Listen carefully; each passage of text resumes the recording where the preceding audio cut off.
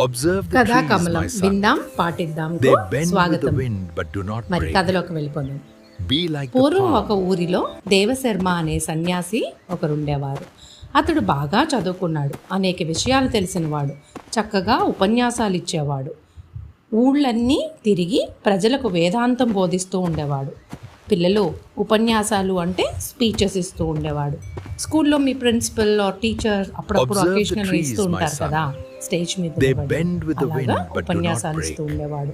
వేదాంతం బోధిస్తూ ఉండేవాడు. వేదాంతం అంటే మన పురాణాలు, ఇతిహాసాలు ఇవన్నీ కూడా అందరికీ బోధిస్తూ ఉండేవాడు. భక్తుల కథలు, దేవుని కథలు వినిపిస్తూ జీవించేవాడు. ఆయన బోధనలు వినడానికి జనులు తండోపతండాలుగా వచ్చేవారు. తండోపతండాలుగా అంటే in a very large numbers, huge numbers, ఎక్కువ మంది వచ్చేవారు అన్నమాట. మొన్న రాముల వారి పెళ్లికి వచ్చారే అందరూ అలాగా. వారు భక్తితో దేవశర్మకు పండ్లు, ఫలాలు, దక్షిణ, తాంబూలాలు సమర్పించేవారు. మరి భక్తులు విన్నప్పుడు వాళ్ళు ఏం చేసేవారు, వాళ్ళ దగ్గర ఉన్నవన్నీ వాళ్ళకి ఇస్తూ, కొంచెం ఉన్నా లేకపోయినా అయ్యో మాకు ఇంత మంచి జ్ఞానాన్ని ఇస్తున్నారు కదా అని చెప్పి అన్నీ ఇచ్చేవారు. దక్షిణ తాంబూలాలు అంటే మనం దేవుడికి తమలపాకులో డబ్బులు పెట్టి, బొట్టు పెట్టి, పండ్లు పెట్టి ఇస్తాం కదా, అలాగే దేవశర్మకి తన భక్తులు ఇచ్చేవారు.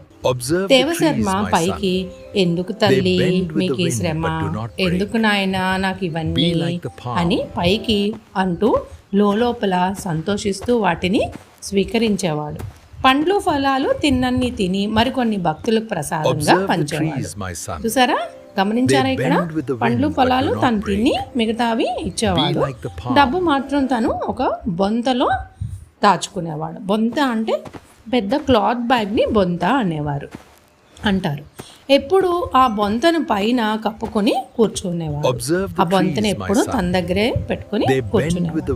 ఒకనాడు ఆషాఢభూతి అనే యువకుడు ఈ విషయం కనిపెట్టి ఆ సన్యాసి వద్ద బొంత కాజేయాలని ఒక ఉపాయం పన్నాడు. కాజేయడం అంటే కొట్టేయడం. He wanted to take the money from him. ఉపాయం పన్నాడు అంటే ప్లాన్ చేశాడు. అతడు దేవశర్మ వద్దకు వచ్చి మాయమాటలు చెప్పి అతని నమ్మించి అతని వద్ద శిష్యునిగా చేరి ఎంతో వినయ విధేయతలతో సేవలు చేయనారంభించాడు. చూసారా, అంటే డైరెక్ట్గా నాకు బ్యాగ్ తీసుకొని, is not a thief, right? మనం ఇది గుర్తించాలి. అతను దొంగ కాదు, నమ్మక ద్రోహి. ఎవరు? ఆషాఢభూతి వచ్చి తన భక్తులుగా చేరి చాలా వినయ విధేయతలతో ఉండేవాడు. అయితే కొన్నాళ్లకు సన్యాసి శిష్యుని మీద బాగా నమ్మకం కుదిరింది. తాను ఎక్కడికి పోయినా శిష్యుని వదిలి వెళ్ళేవాడు కాదు. సో అలాగా ప్రోయాక్టివ్గా ఉండడం వల్ల అందరూ అయ్యో ఇతను చాలా మంచి శిష్యుడు అనుకున్నారు. అలాగే దేవశర్మ కూడా అందరి శిష్యుల్ని పక్కన పెట్టి ఆషాఢభూతిని తన పక్కనే ఉంచుకునేవాడు. ఒకనాడు గురు శిష్యులిద్దరూ ఒక గ్రామం వెళ్ళారు. మరునాడు తిరిగి తమ ఊరు వస్తున్నారు. కొంత దూరం వెళ్ళగానే ఆషాఢభూతి, గురువుగారు ఎంతో అపచారం జరిగింది. రాత్రి మనం నిద్రించిన ఇంటి వారి చీపురు పుల్ల ఒకటి నా సంచికి అంటుకొని వచ్చేసింది. అక్కడ నేను అది గమనించలేదు. ఎంత ఘోరం జరిగిందో చూడండి. గడ్డి పరకైనా పరుల సొమ్ము పాము వంటిది కదా. పరధనాన్ని కాజేయడం కన్నా పాపం లేదు అని తమ బోటి పెద్దలు చెప్తారు కదా. తమరు సెలవిస్తే నేను ఇప్పుడే వెళ్ళి ఆ సొమ్మును ఆ ఇంటి వారికి ఇచ్చేస్తానని వెనుకకు పరిగెత్తి దారిలో కొంతసేపు గడిపి తిరిగి వచ్చాడు. చూసారా అలా పిల్లలు, వీడు ఓవర్ యాక్షన్. ఆషాఢభూతి సంచికి ఒక గడ్డి పరక అంటే చిన్న గ్రాస్ అంటుకుంది. ఆ అంటే వీళ్ళు ఉపన్యాసాలు ఇచ్చేటప్పుడు మంచి మాటలు చెప్తూ ఉంటారు కదా గురువులు. గడ్డి పరకైన పరుల సొమ్ము పాము వంటిది అంటే మనం ఎప్పుడూ కూడా ఎదుటివారి బిలాంగింగ్స్ని ఆశపడకూడదు. అవి మనవి కావాలి. ఎప్పుడైనా తెలియకుండా పక్కన వాళ్ళ బ్యాగ్లో ఎరేజర్ కానీ పెన్సిల్ కానీ బై మిస్టేక్ వచ్చేస్తే మనం ఏం చేయాలి, తిరిగి ఇచ్చేయాలి. సో ఈ శిష్యుడు ఎవరైతే ఆషాఢభూతి ఉన్నాడో గడ్డి పరక అంటుకుపోయింది, అందుకని నేను ఇచ్చేసి వస్తానని పరిగెట్టుకెళ్ళి మధ్యలో బాగా ఆడుకొని ఆ గడ్డి పరక అక్కడ పడేసి వాళ్ళ ఇంట్లో ఇచ్చినట్టు బిల్డప్ ఇచ్చాడు. కొంతసేపు గడిపి తిరిగి వచ్చాడు. అప్పుడు గురువుగారు, శిష్య, నీ బుద్ధి మెచ్చుకోతగింది. ఇతరుల సొమ్ము గడ్డిపోచైనా అంటుకోరాదనే అభిప్రాయం గల నీ వంటి శిష్యుడు దొరకటం నిజంగా నా అదృష్టం అని పొగిడాడు. మరి అంతే కదా, అంత చేస్తూ ఉంటే గురువుగారు కూడా అతన్నే నమ్మారు. ఇంతలో సాయంకాలం అయ్యింది. సంధ్యావందనం చేసుకునే నిమిత్తం దేవశర్మ తన బొంతను ఇతరి సామాగ్రిని ఆషాఢభూతి చేతికి ఇచ్చి, నాయనా, వీనిని జాగ్రత్తగా చూస్తూ ఇక్కడే కూర్చో, నేను చెరువులో స్నానం చేసి సంధ్యావందనం ముగించుకొని వస్తాను. మరి వీళ్ళిద్దరూ దైవ భక్తులు కదా. సంధ్యావందనం అంటారా, ఎప్పుడు కూడా బ్రాహ్మలు సాయంత్రం పూట స్నానం చేసి సూర్యుడిని ప్రార్థిస్తారు. సన్సెట్ అవుతున్నప్పుడు సూర్యుడిని ప్రార్థిస్తారు. దాన్ని సంధ్యావందనం అంటారు. మరి దేవశర్మ సంధ్యావందనంకి వెళ్తూ ఆషాఢభూతికి తన బిలాంగింగ్స్ని ఇచ్చాడు. మరి ఇప్పుడు మీకు అర్థమైపోయింది కదా, ఆషాఢభూతి దేవశర్మ ఇలా ఇవ్వాలని చెప్పే ఆ గడ్డిపోచ ప్లానింగ్ చేశాడు అన్నమాట. కొంతసేపటికి దేవశర్మ గట్టుపైకి వచ్చి చూడగా ఆషాఢభూతి కనపడలేదు. శిష్య, ఆషాఢభూతి, నాయనా, ఆషాఢభూతి, ఎక్కడున్నావు? త్వరగా రా నాయనా అని అతడు గొంతు చెంచుకొని కేకలు వేశాడు. ఎంతగా అరిచి గీ పెట్టినా, ఎంత గాలించినా శిష్యుని జాడ తెలియలేదు.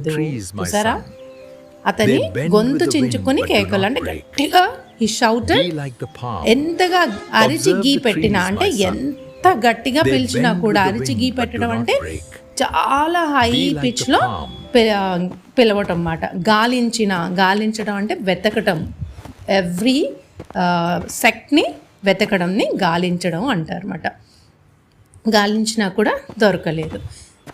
మంచివాడని, ఉత్తముడని శిష్యుని నమ్మి ఎన్నాళ్ళ నుండియో దాచుకున్న ధనమంతా ఈ దుర్మార్గునకి అప్పగించానే, నా పాత శిష్యుల్ని విస్మరించానే అని దేవవర్మ ఎంతో దుఃఖించాడు. నిజమే కదా, ఆషాఢభూతి మధ్యలో వచ్చాడు.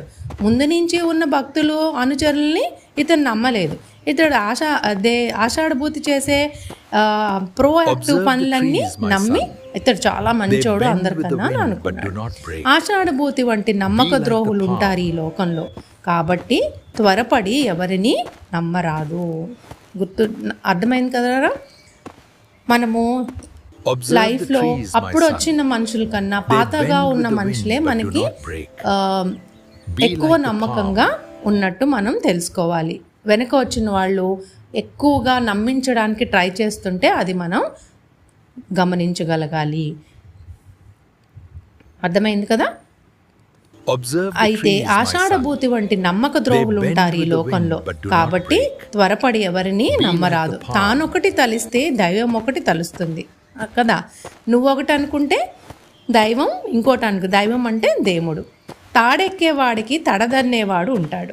అబ్బా, చాలా నేర్చుకుంటున్నాం పిల్లలు ఈరోజు. తాడెక్కేవాడికి వాడి తలదన్నేవాడు ఉంటాడు. తాడి అంటే తాడి చెట్టు. తాడి చెట్టు చాలా పెద్దగా ఉంటుంది కదా, అది ఎక్కడానికి ట్రై చేసి లేకపోతే దాన్ని కొట్టాలని ట్రై చేసేవాడికి వాడి తలదన్నేవాడు కూడా ఉంటాడు. ఈ కథలో తాడెక్కేవారు ఎవరు? దేవశర్మ. తలదన్నేవాడు ఎవరు? ఆషాఢభూతి. దానము భోగము ఎరుగని లోబివాడు కూడబెట్టిన ధనం.